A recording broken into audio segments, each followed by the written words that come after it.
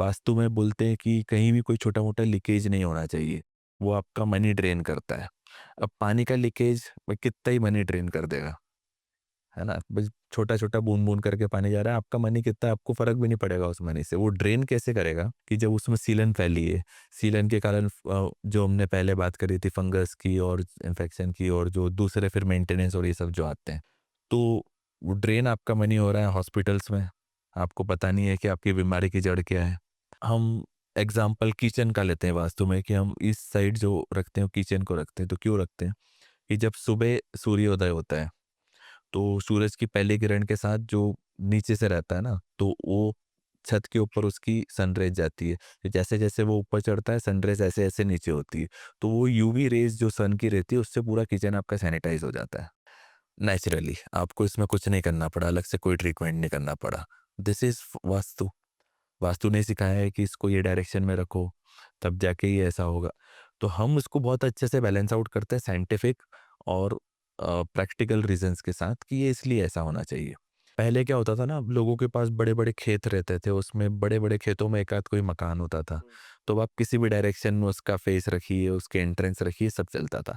अब आपके पास बहुत ज़्यादा लिमिटेशंस हैं। हुँ, आप कॉलोनीज़ में रहते हैं, आप फ्लैट्स में रहते हैं। अब जो आपके पास अवेलेबल है, आपको उसी में करना है। वास्तु के हिसाब से जो स्टेयरकेस की जो पोजीशन होती है, हमेशा वो रहती है क्लॉकवाइज़। अब क्लॉकवाइज़ क्यों रहती है? एंटी क्लॉकवाइज़ क्यों नहीं रहती है?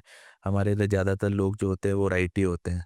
जब आप क्लॉकवाइज़ चढ़ेंगे तो आपका राइट हैंड एंगेज होगा रेलिंग की तरफ। आपकी ताकत जो है उसको पकड़ने से और करेगी, तो रेलिंग में जो आप पकड़ोगे वो राइट हैंड से पकड़ोगे। उतरने में आपको इतनी ताकत लगती नहीं है, तो आप लेफ्ट हैंड से मैनेज कर सकते हो।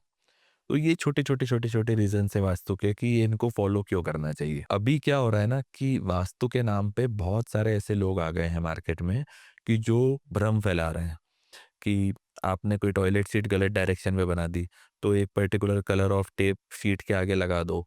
उ उससे क्या होगा आप बताओ मुझे? तो करेक्ट हो गया कि कोई नई एनर्जी आ गई या कोई एनर्जी ब्लॉक हो गई है टेप से।